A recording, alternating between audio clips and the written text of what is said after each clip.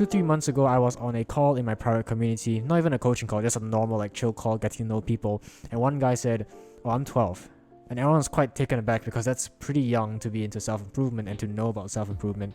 And also, he didn't really look 12. He looks like 14, 15. So he might be watching as well. What's good, Patrick? And so that made me realize, and seeing his YouTube videos, he's a YouTuber as well, seeing the effort that he's putting in, getting to know him throughout the calls and giving feedback on his videos. There are some really smart, determined 12-year-olds out there. So whilst most people say, enjoy your youth, go do the fun stuff, go party, do whatever, I know there are some people, younger people in my audience, that don't want that. And so this video is for them. This video is for you. This is brutally honest advice I would give to my younger 12-year-old self. My younger, less productive, less successful 12-year-old. My younger, less successful, less productive, no bitches. Number 1, you're not working as hard as you could be.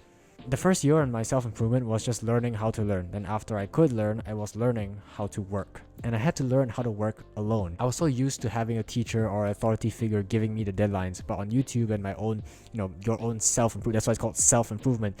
It's by yourself. No one's gonna scream at me or give me detention if I don't upload a weekly video. It's just that I won't achieve the success that I want, which is an even worse punishment. And I thought like doing 6 hours or 7 hours on one video was hard work, but that 6 hours or 7 hours was spread over an entire month. That's not hard work. The real lesson here is the first barrier to success is just doing the work more than everyone else. From like $0 to $2,000, $3,000 a month, that's just work. To get noob gains, it's just work. To go from a D student to a B plus student, it's just work. And then once you're there, once you're at this threshold and you want to go even further, okay, now you have to work hard but also work smart. Because the people, the A plus students, they're not just working hard, they're working hard plus their parents are like rich and they can send them to tuition and extra classes, so they have extra support. To beat 90% of people is really easy, you just need to work hard. But once you're in the top 10%, that's when it gets super difficult. It's like walking through like thick snow. Making progress, even just a little step, is quite hard. But before that, bro, if you just work more than everyone else, you achieve results by default, even if you're doing it unoptimally. Like for example, the skinny kid who just does any routine, whether it's bro split or push-pull legs or upper lower or full body, after a year of just doing any of them, and he sticks to it for a year, he'll get the noob gains eventually. And then afterwards, okay, now you want to compete, you want to get to the top 10% and onwards. Again, it's going to be hard because those people out there, they already have good genetics. They look like the average Japanese high schooler in every single anime, just fucking jacked. So to beat those people, that's hard. But everyone before that, if you just stick to it longer than most people, you just beat most people by default. So this is the actionable step. If you only work at 5 out of 10 intensity, that means you'll always stay at 5 out of 10 intensity. You'll never grow the capacity to go higher because you never push yourself. And so now that you're young, this is the perfect time to push yourself. A lot of people your age will be very fearful of burnout, but now that you're young, work super hard. Okay, you burn out, womp womp. You're young, you can just recover. It takes like 1 or 2 days to recover from burnout because you're young. Like for me, I know that if I burn out after 1 weekend of recovering and just relaxing a little bit and taking time off, I'll be back to max capacity. I'll be back in the game. So since you can recover quickly, take advantage of that and get ahead. Number 2, take your own advice. For me, I don't know why, but as a kid, I would be really good at giving advice to other people.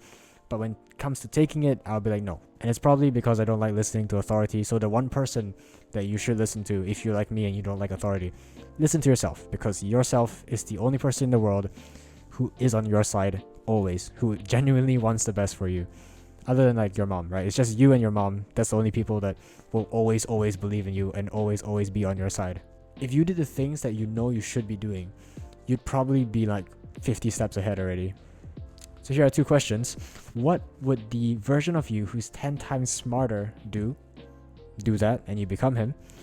What would the version of you who's 10 times more disciplined do?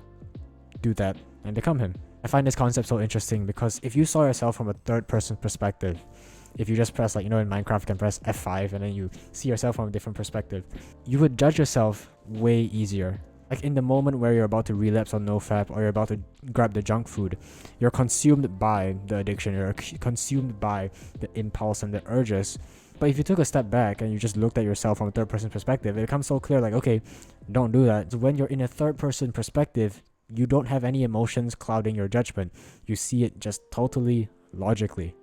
And that's why we're so good at giving advice, but not good at taking advice. That's also why when you ask for procrastination advice, like, oh guys, I can't do this work, how do I do it? Most people just say, just do it, bro. Because from a third person perspective, that's really all there is to do. Just do it.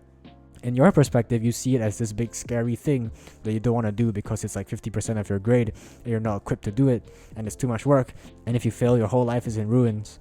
But from a third person perspective, it's just a piece of work that you are not doing, and the only way you get to doing it is by doing it.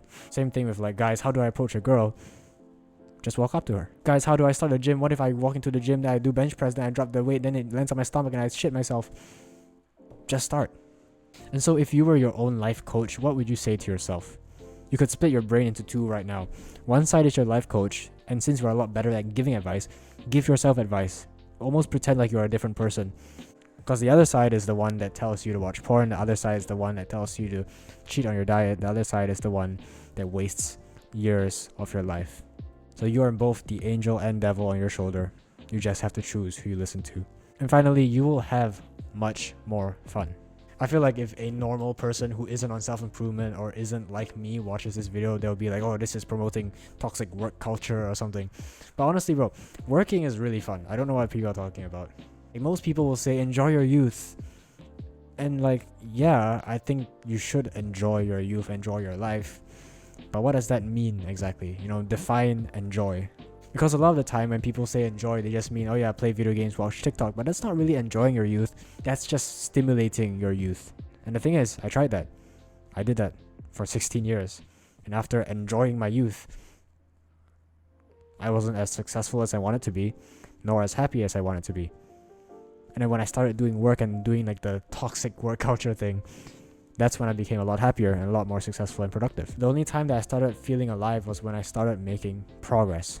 And the thing is, the gap between you and who you used to be is going to grow. And the gap between you and your friends are also going to grow. And I think about the friends that I used to have, and after 6 months or 12 months, they're relatively in the same position in life. Yeah, they followed the conventional advice of enjoy your youth. So would I trade my position for theirs? You know, as a wise man once said, fuck no. Oh yeah, man, I'd rather have watched an extra 10,000 hours of TikTok and stuff, you know, fulfilling every single child's dream of becoming a YouTuber. Yeah, that sounds like a blast, bro. Give me some of that blast. Blast it straight in my mouth. And the thing is, if you're young, which is who I'm making this video for, you have so much more time to see the graph like exponentially increase. Let's think about the guy that I was talking about in the beginning of this video, Patrick, right? He's 12 and he's starting YouTube. If he follows my advice and he takes twice as long as me to reach 100k subs, so I reached 100k subs in about 6 months. If it takes twice as long, meaning 1 year, he's gonna be 13 when he has 100k subs. If it takes 4 times as long, it's gonna be 14 when he reaches 100k subs. 14 years old at 100k subs. What was I doing at 14? I didn't even start YouTube yet, and I wouldn't be for another 2 years. You have time on your side. That is the one thing you have above everyone else. You know, like Warren Buffett has a lot more assets than me, right? Warren Buffett has more money, more experience, more connections, more everything. But I have like 70 something years over him. It's not just that he's 12 and he has like 6 years over me. It's that he can learn from me. In the same way, it's not just that I have 70 years over Warren Buffett. It's that Warren Buffett didn't have Warren Buffett to learn from, but I do. That's another advantage. That's one of the only things that young people have, so use it wisely. So to conclude, yes, have fun, enjoy your youth. But what do you actually enjoy doing? Do you enjoy making progress or enjoy indulging? Because for me, I don't remember those days where I woke up and I didn't do much. I just scrolled on social media and I went back to bed, and that day didn't even add up to anything. I do remember the days when I woke up and I worked hard. The reason for that is simply because flow state, meaning being focused, is the optimal state that we can be in. It's like the happiest state we can be in. So this is a little bit of insight, a little bonus, right? A little insight into my philosophy. I don't chase happiness, I just chase focus and flow state. So being focused on work that I like to do is my new definition of happiness. So for me, happiness is like that little bonus thing that I get after doing the harder work, the focused work. I have this nice quote: don't go to where the puck is, but where the puck is gonna be. So this is like in hockey, right? When you hit the puck goes. If you go to where the puck is, by the time you get there, the puck has already moved to somewhere else. So a lot of people, they chase happiness, they chase the puck. But if you're going to where the puck is, you're never gonna get it. You go there again, it's moved. You go there again, it's moved. It's constantly moving. You'll never get it. So instead of chasing happiness, if I just chase flow state, which is the things that make me focus, make my mind quieten down, and I really like lock in, I get happiness regardless. So yes, to 12-year-old me, enjoy your youth. But don't lie, you don't enjoy playing video games. You enjoy making progress. So if you're gonna enjoy your youth, make as much progress as possible. Take action.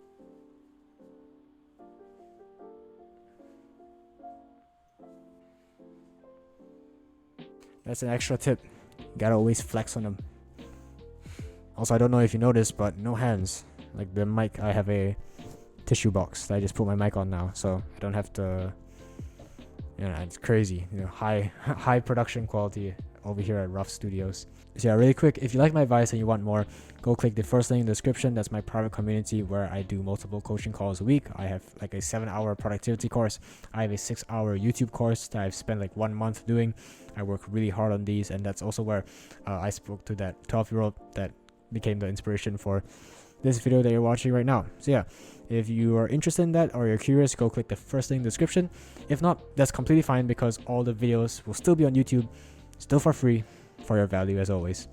Give me a kiss. Mwah!